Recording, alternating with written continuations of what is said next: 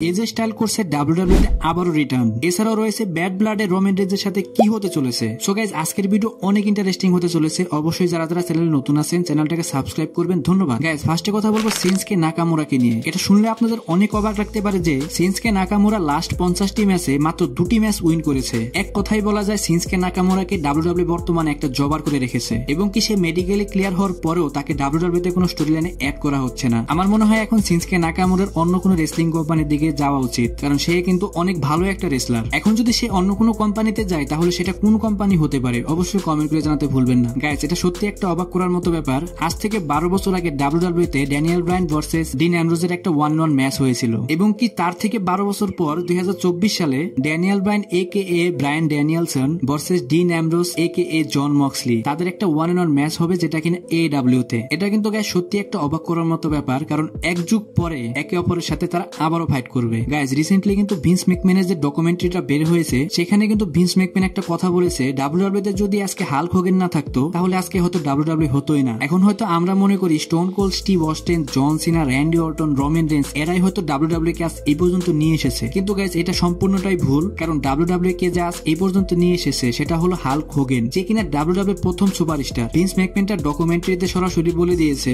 আজকে যদি হাল্ক হোগেন না থাকতো তাহলে আজকে ডাব্লিউডাব্লিউ হতো না। সো গাইস এখান থেকেই বোঝা যায় হাল্ক হোগেন তখনকার আমলে কেমন রেসলার ছিল। নেক্সট কথা বলবো ডাব্লিউডাব্লিউ বর্তমানে ইন্টারকন্টিনেন্টাল চ্যাম্পিয়ন জে উসো সম্পর্কে। গাইজ আপনারা হয়তো জানেন বর্তমানে ডাব্লিউডাব্লিউ নতুন ইন্টারকন্টিনেন্টাল চ্যাম্পিয়ন জে উসো। এখন অনেকেই এখানে জে উসোর প্রতি একটু নারাজ হয়ে গেছে, কারণ জে উসো মানডে নাইট রতেই ব্রন ব্রেকারকে হারিয়ে দিয়েছে। কারণ অনেকেই এই ম্যাচটা একটা পিপিভিতে দেখতে চেয়েছিল। তাদের উদ্দেশ্যে বলি যে উসো হয়তো আমাদের এখানে এতটা জনপ্রিয় না হলেও ডাব্লিউডাব্লিউ তে যে বর্তমানে টপ 10 মার্চেন্ডাইজ সেলার আছে তার মধ্যে যে টি শার্ট সেল হয় সেখানে 10টি টি শার্টের মধ্যে কিন্তু 6টি টি শার্টই জে উসোর বিক্রি হয়। সো গাইজ এখান থেকেই বোঝা যায় যে জে উসোর ফ্যান বেসটা কত বড় হয়ে গেছে। সো গাইজ সামনে হয়তো আমরা জে উসোকে অনেক বড় বড় টাইটেলের দিকে যেতেও দেখতে পারি। এরপরে কথা বলবো এজে স্টাইলকে নিয়ে। গাইজ অনেকের মতো আমিও কিন্তু বলেছিলাম যে এজে স্টাইল কিছুদিনের মধ্যে হয়তো অন্য কোম্পানিতে চলে যেতে পারে, কিন্তু ট্রিপল এস এই বিষয়টাকে সম্পূর্ণ ভুল প্রমাণ করে দিল।